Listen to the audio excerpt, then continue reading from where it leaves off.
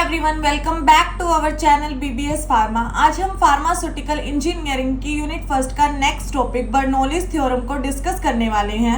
आप नोट्स के लिए हमारे टेलीग्राम चैनल बीबीएस फार्मा भी ज्वाइन कर सकते हैं। वहाँ आपको फार्मेसी से रिलेटेड हमारे जितने टॉपिक हुए हैं उनके नोट्स मिल जाएंगे। तो चलो आज का टॉपिक शुरू करते हैं। हमारा टॉपिक है बर्नौलीज थ्योरम। ये एक साइंटिस्ट थे बर्नौलीज, उनके नाम पे इस थ्योरम का नाम पड़ा। उन्होंने इसको डिस्कवर किया था 1738 में। तो बर्नौलीज थ्योरम है वो किस पे बेस्ड था? Bernoulli's theorem based on the law of conservation of energy. Bernoulli's theorem law of conservation of energy के प्रिंसिपल पे बेस्ड था। इसमें क्या बताया, हमें पता है कि एनर्जी को ना तो क्रिएट किया जा सकता है, बनाया जा सकता है, और ना ही उसको डिस्ट्रॉय किया जा सकता है। यानी उसको ना तो हम खुद से बना सकते हैं और ना ही उसको खत्म कर सकते हैं। एनर्जी को एक वन फॉर्म से हम दूसरे फॉर्म में ट्रांसफर कर सकते हैं। यानी ये बस ट्रांसफर होती है एक फॉर्म से दूसरे फॉर्म में। इसको ना तो क्रिएट कर सकते हैं ना ही डिस्ट्रॉय कर सकते हैं। बर्नौलीज थ्योरम ने बताया कि जो एक मूविंग फ्लूइड है, किसी पाइप में, किसी वेसल में जो मूविंग फ्लूइड है, उसकी जो टोटल एनर्जी है वो क्या है, हमेशा कांस्टेंट रहती है। मान लो ये एक पाइप है और इसके अंदर क्या है, फ्लूइड मूव कर रहा है, तो इस फ्लूइड की टोटल एनर्जी वो क्या है, हमेशा कांस्टेंट रहेगी। यानी कि वो यहाँ पे जितनी है सेम टोटल एनर्जी वहां रहेगी। टोटल एनर्जी के अंदर कौन कौन सी एनर्जी आती है? First is pressure energy, second is potential energy, and third one is kinetic energy. तो जो टोटल एनर्जी है वो इन तीनों का सम है। यानी कि प्रेशर एनर्जी प्लस में पोटेंशियल एनर्जी प्लस में काइनेटिक एनर्जी, तीनों क्या हैं, कांस्टेंट रहेंगी। लेकिन बर्नौलीज थ्योरम ने बताया कि pressure energy per unit volume, यानी कि पर यूनिट वॉल्यूम, पोटेंशियल एनर्जी भी पर यूनिट वॉल्यूम और kinetic energy per unit volume, ये तीनों क्या है, total energy per unit volume constant रहती है। यानी कि टोटल एनर्जी को हम किससे, वॉल्यूम से डिवाइड करें। प्रेशर एनर्जी क्या होता है? प्रेशर एनर्जी को हम ऐसे लिख सकते हैं, प्रेशर इनटू में वॉल्यूम। जब हम इसको पर यूनिट वॉल्यूम करेंगे तो इसको हम वॉल्यूम से डिवाइड कर देंगे, तो प्रेशर एनर्जी क्या हो गया, प्रेशर। अब पोटेंशियल एनर्जी क्या है, हम इसको ऐसे लिखते हैं ना, mgh की फॉर्मूला आपने देखा होगा। तो इसको हम जब वॉल्यूम से डिवाइड करेंगे तो हमें पता है कि डेंसिटी क्या होती है, मास अपॉन में वॉल्यूम।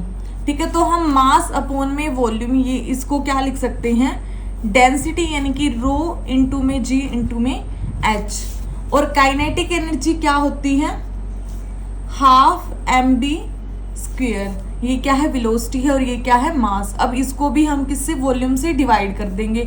तो मास अपॉन में वॉल्यूम क्या हो जाती है, डेंसिटी, यानी कि हाफ इंटू में रो इंटू में वी स्क्वायर। तो ये हमारे पास होगी काइनेटिक एनर्जी। अब बर्नौलीज थ्योरम के अकॉर्डिंग, यानी कि total energy per unit volume, total energy क्या है, इन तीनों का सम, और पर यूनिट वॉल्यूम हमने सोल्व कर लिया।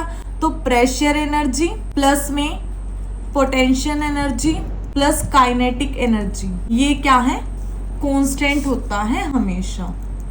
ठीक है, प्रेशर एनर्जी क्या है, P, पोटेंशियल एनर्जी क्या है, रो जी एच, और काइनेटिक एनर्जी क्या है, half rho we square is equal to में कांस्टेंट। यानी कि इसने ये बताया कि जब एक कोई फ्लूइड है वो इस पाइप में से मूव कर रहा है, ठीक है, तो वो क्या है, हमेशा कांस्टेंट रहेगा। जितना वो इस पॉइंट पे है, ए पॉइंट पे, उतना ही क्या है, बी पॉइंट पे होगी टोटल एनर्जी। यानी कि अगर यहाँ पे प्रेशर एनर्जी ज्यादा है तो वो क्या है, यहाँ पे कम हो जाएगी। ठीक है, अगर ऐसा होता है कि यहाँ पे प्रेशर एनर्जी ज्यादा है और यहाँ पे क्या है, वो कम होगी, तो ये दोनों भी क्या है, खुद को उसी हिसाब से एडजस्ट कर लेंगी। अगर ये बढ़ जाती है तो ये कम हो जाएंगी। ठीक है, तो इस हिसाब से वो खुद को मैनेज कर लेती हैं और जो वैल्यू आती है वो हमेशा कांस्टेंट रहती है। यानी कि जितनी एनर्जी यहाँ पे थी उतनी ही एनर्जी क्या है इस पॉइंट पे होगी। ये पूरी बर्नौलीज थ्योरम है। अब इसको ऐसे देखते हैं, Bernoulli's theorem states that the whole energy और sum of total energy per unit volume of moving fluid which include pressure energy, potential energy and kinetic energy of fluid remain constant. वो क्या, यानी कि तीनों प्रेशर एनर्जी, पोटेंशियल एनर्जी और kinetic energy का sum क्या है, हमेशा कांस्टेंट रहेगा। जैसा हमने इसमें इक्वेशन में निकाला, P प्लस में रो जी एच प्लस में half rho we square is equal to में कांस्टेंट, तो वही यहाँ पे है। ठीक है, T क्या है यहाँ पे, pressure energy per unit volume, rho जी एच क्या है, potential energy per unit volume, और हाफ रो वी स्क्वायर क्या है, kinetic energy per unit volume is equal to में कांस्टेंट। प्रेशर एनर्जी किस वजह से लगेगी, जो इस फ्लूइड का, जो ये मूविंग फ्लूइड है, इसका जो प्रेशर है वो जो एनर्जी क्रिएट कर रहा है वो क्या है, उसकी प्रेशर एनर्जी। पोटेंशियल एनर्जी क्या है, उसकी जो हाइट से लगने वाली। ठीक है, ये क्या है, इस जो ग्राउंड है वहां से H1 हाइट पे है और ये क्या है, H2 हाइट पे है। ठीक है, तो जो पोटेंशियल एनर्जी होती है वो किसकी वजह से लगती है, हाइट की वजह से। और काइनेटिक एनर्जी क्या है, फ्लूइड की मूवमेंट की वजह से लग रही है। तो ये तीनों आपको अच्छे से समझ में आ गई। तो इसके बाद देखते हैं यहाँ पे P क्या है, प्रेशर है, रो क्या है, डेंसिटी ऑफ फ्लूइड, G क्या है, एस relation due to gravity, H क्या है, हाइट। हाइट क्या है, अब इसमें अगर हम देखें A पॉइंट पे क्या है, जो पाइप है वो H1 हाइट पे है ग्राउंड से, और B पॉइंट पे क्या है, वो H2 हाइट पे है ग्राउंड से। उसके बाद V क्या है, वेलोसिटी ऑफ फ्लूइड, ये क्या है, जिस वेलोसिटी से ये फ्लूइड यहाँ पे मूव कर रहा है वो क्या है, वेलोसिटी ऑफ फ्लूइड। ठीक है, ये हमारी थी पूरी Bernoulli's theorem. Next, for Bernoulli's theorem fluid should be, Bernoulli's theorem के लिए फ्लूइड का नेचर कैसा होना चाहिए, नॉन विस्कस होना चाहिए, यानी कि उसकी विस्कोसिटी ज़्यादा नहीं होनी चाहिए, इजिली वो फ्लो कर सके। इनकम्प्रेसिबल होना चाहिए, यानी हम उसको कंप्रेस ना कर सके, उसकी जो इलास्टिक एनर्जी है वो कम से कम होनी चाहिए। स्ट्रीमलाइन फ्लो होना चाहिए, यानी कि लेमिनार फ्लो होना चाहिए। जो फ्लो है वो किस नेचर का होना चाहिए, जो हमने देखा था, यानी कि इस वे में वो एक दूसरे से जो लेयर्स हैं फ्लूइड की वो पैरेलल हो, लेमिनार फ्लो। और नेक्स्ट है फ्रिक्शन फ्री फ्लो, यानी कि इन लेयर्स के बीच में, जो फ्लूइड की लेयर्स है इनके बीच में फ्रिक्शन ना लग रहा हो, ये फ्रिक्शन फ्री हो। ठीक है, अब इसको ऐसे देखो, टोटल एनर्जी एट पॉइंट ए। अब ये क्या है, एक पाइप ली हुई है, इसके अंदर यहाँ से क्या है, फ्लूइड फ्लो कर रहा है, ये पॉइंट ए है और ये पॉइंट बी है। ठीक है, तो यहाँ पे क्या है, जो पॉइंट ए पे इसका प्रेशर हमने मान लिया पी ए है।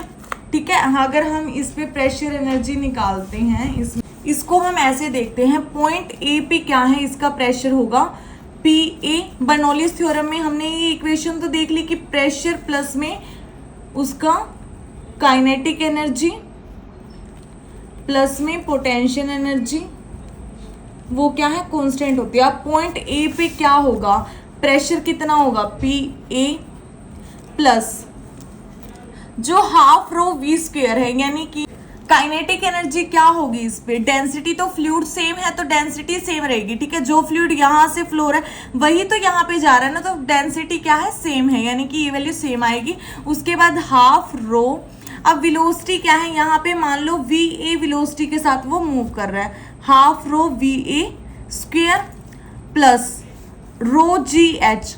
जी क्या है, ये तो कांस्टेंट ही है तो इसकी वैल्यू भी सेम रहेगी और डेंसिटी भी सेम है, तो रो जी क्या है, सेम आ गया। उसके बाद क्या है, जो हाइट है वो क्या है, यहाँ पे H1 है, ये ग्राउंड लेवल से कितना है, H1 हाइट की दूरी पर, तो यहाँ पे जो हाइट आएगी वो क्या आएगी, H1, तो ये वैल्यू क्या है, कांस्टेंट होगी। ठीक है, एट पॉइंट ए जो टोटल एनर्जी है वो क्या होगी, ये वाली। अब पॉइंट बी पे देखते हैं, बी पे क्या है, मान लो फ्लूइड क्या है, वी बी वेलोसिटी के साथ मूव कर रहा है और यहाँ पे जो प्रेशर लग रहा है वो क्या है, पी बी। तो अब इसको हम कैसे लिखेंगे, एट पॉइंट बी पे जो टोटल एनर्जी है, प्रेशर कितना है, पी बी प्लस में हाफ रो। अब यहाँ पे क्या है, वेलोसिटी कितनी है, वी बी, तो वो लिख देंगे। ठीक है, उसका स्क्वायर ये होगी इसकी काइनेटिक एनर्जी बी पॉइंट पे। उसके बाद जो पोटेंशियल एनर्जी है वो कितनी होगी, रो जी, ये क्या है, कांस्टेंट है। और कितने हाइट पे है ये पाइप का ये वाला पॉइंट, h2 हाइट पे है, तो इसीलिए यहाँ हाइट कितनी आ जाएगी, h2, तो ये वैल्यू भी क्या है यहाँ पे कांस्टेंट हो जाएगी। अब इसमें क्या होगा, अगर जितनी यहाँ पे है, जितनी टोटल एनर्जी यहाँ है वही उतनी ही यहाँ है। अगर मान लो यहाँ पे प्रेशर ज़्यादा है, यहाँ पे कम हो जाता है, तो यहाँ क्या है, काइनेटिक या फिर पोटेंशियल एनर्जी इंक्रीज हो जाएगी। अगर मान लो यहाँ पे क्या है, प्रेशर कम लग रहा है और इस पॉइंट पे ज़्यादा लग रहा है, तो ये दोनों खुद को एडजस्ट कर लेंगी, यानी कि अगर इसकी वैल्यू बढ़ी तो इन दोनों की कम हो जाएगी, इसकी वैल्यू घटी तो इन दोनों की बढ़ जाएगी। यानी कि ये क्या है, चाहे कैसे भी हो, कम ज्यादा करके इनकी वैल्यू हमेशा कांस्टेंट रहेगी। इस पॉइंट पे और इस पॉइंट पे हमेशा जो टोटल एनर्जी है वो सेम ही रहेगी, ठीक है। तो वही इसमें है, एट पॉइंट ए पे जो टोटल एनर्जी है वो क्या है, पी ए प्लस में रो जी h1 प्लस में half rho v1 square is equal to में constant. Total energy at point B, B पे क्या है, पी बी प्लस में rho G h2 plus half rho v2 square is equal to में constant, ठीक है। यहाँ पे अब यहाँ लिख लेना कि जो v1 है यहाँ एट पॉइंट बी पे वेलोसिटी है, और जो पी ए क्या है, यहाँ पे जो प्रेशर लग रहा है ए पॉइंट पे, h1 क्या है, जितनी ये ए वाला पॉइंट क्या है, ग्राउंड से जितनी हाइट पे है वो h1, और v1 क्या है, ये वो वेलोसिटी है फ्लूइड की जब वो ए पॉइंट पे था, जिस स्पीड से वो मूव कर रहा था, ठीक है। और v2 क्या है, ये वो वेलोसिटी है फ्लूइड की जब वो बी पॉइंट पे मूव कर रहा था, ठीक है। और प्रेशर क्या है, पीवी वो वाला प्रेशर है जो यहाँ इस पॉइंट पे लग रहा है, और h2 क्या है, v पॉइंट की हाइट है फ्रॉम ग्राउंड लेवल, ठीक है। तो इसी तरह से क्या है, हमारे पास टोटल एनर्जी निकल गई ए पॉइंट पे भी और बी पॉइंट पे भी। अब बर्नौलीज थ्योरम क्या कहती है, according to Bernoulli's theorem the sum of total energy remain constant at any cross section. अब बर्नौलीज थ्योरम के अकॉर्डिंग क्या है, जो टोटल एनर्जी है उसका सम क्या है, हमेशा कांस्टेंट रहेगा एट एनी क्रॉस सेक्शन। यानी कि बर्नौलीज थ्योरम के अकॉर्डिंग क्या है, जितनी टोटल एनर्जी यहाँ पे थी उतनी ही क्या है यहाँ रहेगी। तो ये दोनों, इसका मतलब जो ये वाली एनर्जी है वो इस वाली एनर्जी की इक्वल होगी। तो total energy at point A is equal to total energy at point B, ठीक है। तो जो एनर्जी हमने वैल्यू निकाल ली है वो दोनों क्या है, एक दूसरे के इक्वल है, वो हम यहाँ रख देंगे। तो ये वैल्यू क्या है, कांस्टेंट है। एप्लीकेशन ऑफ बर्नौलीज थ्योरम की, हम बर्नौलीज थ्योरम का कहाँ कहाँ यूज करते हैं, वर्किंग ऑफ वेंटुरियोमीटर और पाइपेट ट्यूब, इसको हम नेक्स्ट लेक्चर में या मे बी उससे नेक्स्ट लेक्चर में डिस्कस करेंगे। Working of centrifugal pump and sprayer, जो स्प्रे वगैरह होते हैं या जो पंप हैं उनकी वर्किंग के लिए क्या है, बर्नौलीज थ्योरम काम आती है। Other applications in blowing of roof, जब भी हमें रूफ पे क्या है कुछ चीज को ब्लो करना हो तो वहां भी क्या है, बर्नौलीज थ्योरम यूजफुल है। Limitations of Bernoulli's theorem. This equation is only valid for incompressible fluid having streamline flow. ये क्या है, incompressible fluid के लिए ही वैलिड है, यानी कि जो कंप्रेस नहीं होते हैं उन्हीं के लिए वैलिड है। अगर कोई फ्लूइड कंप्रेसिबल है जिसकी इलास्टिसिटी ज्यादा है तो उसके लिए क्या है, बर्नौलीज थ्योरम काम नहीं करेगी। और अगर फ्लो क्या है, टर्बुलेंट टाइप का है तो उसके लिए भी क्या है, बर्नौलीज थ्योरम काम नहीं करती। कि सिर्फ स्टेडी लाइन वाले के लिए, यानी कि जब फ्लो क्या है लैमिनार होता है, उसी केस में हम बर्नौलीज थ्योरम का यूज करते हैं। It does not applicable for unsteady flu, यानी कि टर्बुलेंट फ्लू टाइप के लिए भी ये यूज नहीं होती। Not applicable for viscous fluid, जिनकी विस्कोसिटी ज्यादा हो, ठीक है, या जिनकी लेयर्स के बीच में फ्रिक्शन ज्यादा लग रही हो, तो उनके लिए भी क्या है, बर्नौलीज थ्योरम एप्लीकेबल नहीं है। तो ये इसकी कुछ लिमिटेशंस है। इसी के साथ आज का हमारा टॉपिक यहीं खत्म होता है। आई होप आप सबको अच्छे से समझ में आया हो। ऐसे ही और वीडियो के लिए हमारे चैनल को सब्सक्राइब करें। Thank you everyone.